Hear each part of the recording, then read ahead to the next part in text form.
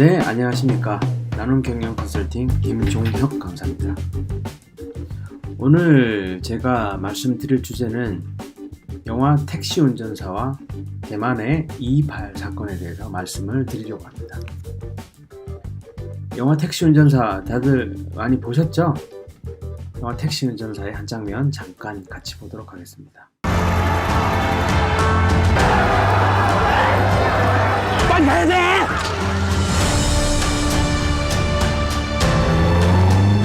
Promise me you're not alone.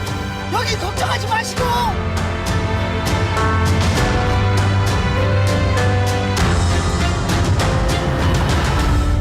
오빠가 손님을 두고 왔어. 자, 이 영화를 본 대만인들의 댓글입니다. 1980년은 전두환 군사정권의 압력에 있었던 시기다. 광주 사건을 보면 마치 한국판 228 사건을 보는 듯하다. 228? 228 들어보셨나요? 대만의 228 사건. 자, 다음 분은 228을 떠올리게 하는 영화다. 또 228이 또 나왔습니다. 정말로 감독과 작가에 감탄했다. 한국 사람들은 정말 속전속결로 군인과 시민들이 함께 미래로 가기 위해 함께 뭉치는 것 같다. 반대로 보면 국민당은 정말로 쓰레기다. 어느 대륙인이 육사 천안문 대학살을 찍기만 한다면 분명 오스카 최우수 감독상을 받을 것이다. 한국은 역사에 대해 깊이 반성하고 있다. 그래서 오늘의 발전이 있는 것이다. 좋은 이야기네요. 228은 황민화한 대만인들을 적대시한 일이다. 뭔가 좀 다른 느낌이 듭니다. 이 댓글이.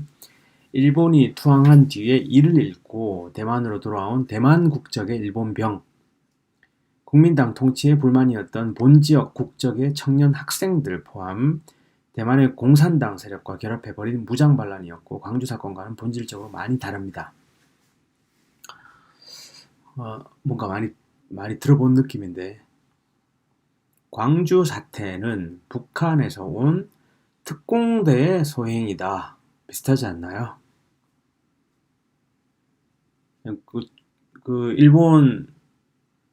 대만 국적의 일본병들이 대만 공산당 세력과 결합해서 벌인 무장반란이다.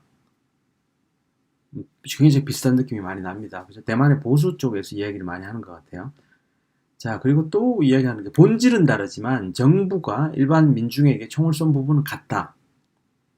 당신이 이렇게 생각하는 건 228은 근본적으로 아무런 비판을 받지 않았다는 것과 같다 라고 이야기했었고, 자, 맞다. 228은 국민정부의 대규모 학살이 분명하다.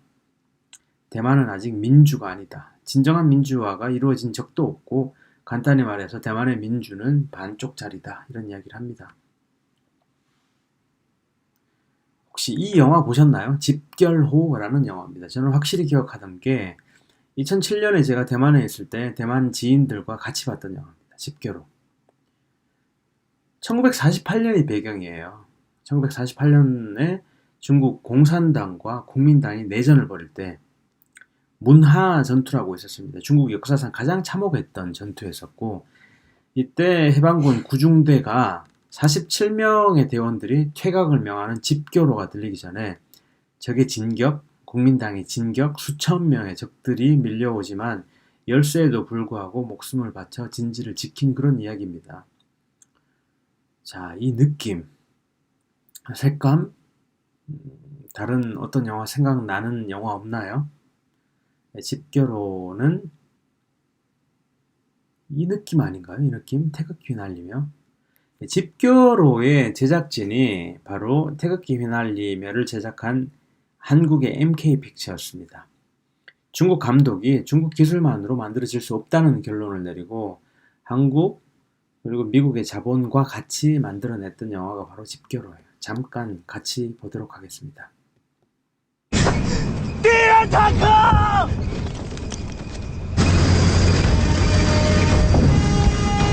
解放团，把领团都抬摇一下。把头放进来在哪？是，准备燃烧瓶，把燃烧瓶拿过来，把那门炮推出来。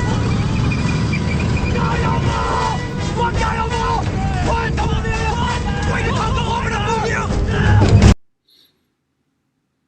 자, 이 영화의 배경인 국공내전은 1946년부터 1949년까지 있었는데, 대규모 전투의 시작은 만주에서부터였습니다. 만주에서 1946년 3월에 이 중국 공산당과 국민당의 내전이 굉장히 격화되니까 미국에서 관여를 했습니다. 미국의 국무장관 마셜이 방문해서 정전 협정을 주선을 했습니다. 그리고 귀국했는데 그때 국민당이 바로 만주를 쳐들어갔어요. 그런데 이때 실수했던 게 뭐냐면은 후방이 굉장히 불안했습니다. 철도라든지 중요한 곳이 공산당에 장악되어 있는데도 불구하고 후방을 놔두고 만주에 쳐들어갔다가 참패했습니다. 대패해서 이때 이제 그 홍군 해방군이 100만 명이었지만 무기가 부족했습니다. 이때 내준 시간 덕분에 소련군이 일본 만주군의 무기를 서포트 해줬고, 그리고 다음 지역 북경에서 또 참패했습니다. 북경에서 또 참패하고, 또 광시에서 또 참패한 이후에 대만으로 가게 됐죠. 자, 이걸 우리는 국부천대라고 이야기합니다. 남경에서 광주로 갔다가 저기 이제 청도, 서창, 중경까지 넘어갔다가 이제 타이베이로 넘어가는 이 과정을 국부천대라고 이야기합니다. 국민당 정부가 옮기다, 대만으로 옮긴 사건을 이야기합니다. 1949년도 가을 겨울쯤 해서요. 자, 그 당시에 사진입니다. 그 당시에 사진이에요. 자, 그런데 제가 이런 상상을 해봅니다. 만약에 대만으로 넘어가지 않고 저쪽 지역이 굉장히 산세가 험한 삼국지의 총나라인데, 유비가 있던 총나라요. 저쪽 지역은 잘 쳐들어갈 수가 없습니다. 굉장히 산세가 험하고. 그래서 만약에 국민당이 이쪽 지역을 장악하고 있었다면 지금은 어땠을까? 지금까지도 국경이 형성돼서 두 개의 나라가 존재를 했을까? 아니면 아예 지금 대만이란 나라가 없어졌을까? 대만이 존재하지 않았을 가능성이 굉장히 크겠죠. 하나의 중국으로 만들어져 있을 상황이 굉장히 컸을 것 같습니다. 영상을 잠깐 보여드릴게요. 15, 1945, big crowds gathered at harbors in Keelung and Kaohsiung to welcome the victorious armies from the motherland. Waving flags, they waited with happy anticipation for their arrival. After a long wait, naval ship finally arrived in Ducket. After another long wait, the troops began to disembark. To everyone's great surprise and contrary to the Taiwanese expectation, most soldiers appeared unhealthy and in rags and tatters. According to one witness, Mr. Yang Yizhou, soldiers carried shoulder poles with charcoal in one basket and wilted vegetables on the other. Some of the soldiers. 자, 대만에 굉장히 많이 팔리는 고량주입니다. 고량주의 종류 금문 고량주예요. 금문? 들어보셨나요? 금문도는 한국의 백령도하고 굉장히 비슷합니다. 대만의 국토인데도 불구하고 복건성 바로 앞쪽에 위치하고 있습니다. 1949년도 10월 달에 전투가 벌어졌는데, 이 당시에 중공군 4만 명과 대만 군 4만 명이 대치하고 있었고, 자, 중공군 4만 명 다 상륙을 못했어요. 그 당시에 제공권과 제해권을 대만이 미군 장비로 가지고 있었기 때문에 4만 명 중에 1만 명만 상륙을 했습니다. 밤에 몰래 어선을 타고.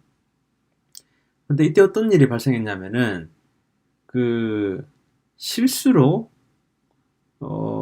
국민당 방위군 경비병이 지뢰를 밟았습니다. 지뢰가 터지면서 사람들이 그쪽으로 이제 몰려갔었고, 그 지역으로 상륙하던 중공군이 들켜버렸어요. 치열한 전투가 벌어졌고 10,000명의 대만 중공군은 전멸했습니다. 한 명도 살지 못하고 전멸했고, 4만 명의 대만 방위대가 금문도를 성공적으로 지키면서 대만이라는 국가, 나라, 중국에서 인정하지 않겠지만 중화민국이 성립된 굉장히 중요한 시기가 되었습니다. 사건이죠. 대만에 관광을 가시면 꼭 가보는 곳입니다. 국립고궁박물관 가보셔야 되겠죠. 꼭 소장품의 개수가 무려 70만 개, 세계 4대 박물관, 3개월 단위로 교환 전시해도 다 보려면 8년이 소요가 됩니다. 미국이 국민당에게 군함을 빌려줬어요. 어떻게 왜 빌려줬냐면 피난민을 좀 옮겨라 라고 빌려줬는데 장제스는 이 군함에다가 중국 전역에서 온 보물들을 실어서 나르기 시작합니다. 장제스가 살았던 이유도 보물선에 타고 있었기 때문에 중공군이 공격을 못해서 살았다는 썰이 있습니다. 자, 그리고 이쪽 고궁박물관에 가면 꼭 봐야 되는 보물, 뭐지? 고기인가? 예? 고기 같이 보이는 동파육을 본따 조각한 육형석입니다. 육형석. 취옥백채와 더불어 대만 최고의 유물, 보물로 꼽힙니다. 취옥백채 뭐지? 백채? 백채? 바이차이? 배추입니다. 배추. 배추같이 생긴 유물이죠. 옥을 깎아서 만든 배추. 자, 다음 보여드리는 연예인이 어느 나라 사람인지 맞춰보세요. 자, 보여드리겠습니다. 아, 대단하네. 자, 이 연예인의 국적이 뭘까요? 쯔위는 대만 사람입니다. 대만 사람. 저작년 가을쯤에 쯔위가 마리텔에서 대만 국기를 흔들었습니다. 그때 중국이 난리가 났어요. 대만과 중국은 어떤 관계일까에 대해서 생각을 해보면 제가 대만에 있을 때 이제 주로 이야기를 많이 들었던 게 바로 이겁니다. 대만의 국민은 세 종류가 있다. 이렇게. 원주민이 있고, 내성인이 있고, 외성인이 있다. 원주민은 어떻게 보면, 저도 이제 대만 원주민 출신의 지인들이 꽤 많은데, 이분들은 보면 우리 한족이나 그 한국 사람이나 일본 사람하고는 좀 더 다르게 생겼습니다. 오키나와에 더 가깝거나 동남아시아나 오세아니아에 좀 가까운 느낌이 굉장히 많아요. 원주민들은. 이 사람들이 예전부터 여기 살고 있던 사람입니다. 내성인은 누구냐면 내성인은 수백 년 전에 청나라 때 대륙에서 넘어간 한족입니다. 복건성 출신들이 굉장히 많아요. 그래서 이 두 부류 원주민과 내성인은 대만은 독립국가다라는 인식이 굉장히 많습니다. 문제는 누구냐면 바로 외성인이에요. 1948년, 9년, 7년부터 9년까지 몇 년간 넘어갔던 대륙 출신, 특히 국민당 출신의 한족들이 대거 입국을 했습니다. 대거 넘어갔어요. 대만으로 넘어갔었고 그때 오늘 말씀드려야 될 주제 228 사건이 발생하게 됩니다. 228 사건이란 1947년 2월 27일 날 과부 린장마이가 담배 노점을 하고 있는데 여기서 담배에 대해 생각해 봐야 되는 게 중국에서는 그 당시에 전매품이 아니었어요. 대만은 정부의 전매품이었습니다. 우리나라도 담배와 인삼은 정부의 전매품이죠. 그날 전매국 직원과 경찰이 이 노점을 단속하면서 너무 강경하게 단속하는 걸 항의하던 대학생 천원 씨가 사망했습니다. 이 사건으로 말미암아서 대만 전역에 시위가 발생했었고 발포 사건이 일어났는데 그 이후에 굉장히 잔인하게 학살이 벌어졌습니다. 사람들을 묶어서 주로 이때 죽었던 사람들이 내성인들이 굉장히 많습니다. 사람들을 묶어서 해안에 있는 절벽에 세워놓고 절 앞에 있는 사람만 죽이는 겁니다. 총으로. 총알이 아깝다고. 그러면 이 사람들은 다 묶여서 바다에 떨어져서 다 익사하는 거고 사람들을 묶어놓고 바닥에 엎드려 놓고 권총으로 쏴 죽이고 수도 없이 많은 사람들이 죽었어요. 대만 정부의 공식적인 기록에 2만 명, 민간이 추산했을 때 10만 명, 제 지인에게 들었던 게 20만 명입니다. 이게 더 놀라운 건 정부가 피해자들의 재산을 몰수하고 본성인 출신의 지식인들을 탄압하고 정치인들 탄압하고 기자들 탄압하고. 잠깐 영상을 보여드릴게요.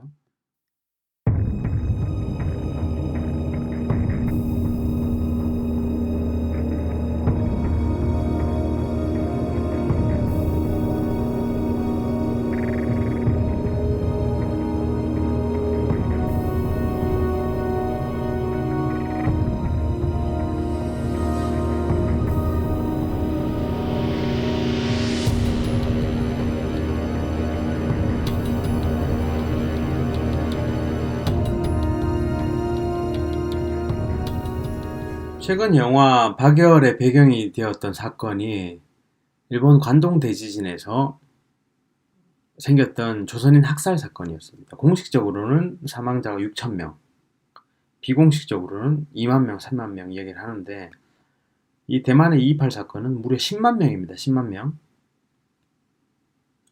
그래서 이제 이 택시 운전사란 영화를 본 대만인들이 굉장히 공감하는 겁니다. 아직 청산하지 못한 사건. 대만 사람들이, 특히나 대만 남부 사람들, 그리고 원주민들과 내성인들 뇌리에 깊숙이 박혀있는 1947년 2월 28일에 대만에서 발생한 대학살 사건이 1980년 5월에 발생한 사건으로 만든 택시 운전사 때문에 굉장히 큰 공감을 불러일으키고 있습니다. 1989년 6월 4일에 발생한 천안문 사건은 언제쯤 이렇게 이슈가 되려는지 굉장히 궁금하네요. 자, 지금까지 영화 택시 운전사와 대만 228 사건에 대해서 말씀드렸습니다. 계속 비슷한 패턴으로 컨텐츠를 계속 제공하도록 하겠습니다. 고맙습니다. 나눔 경영 컨설팅의 김종혁 대표 강사였습니다. 감사합니다.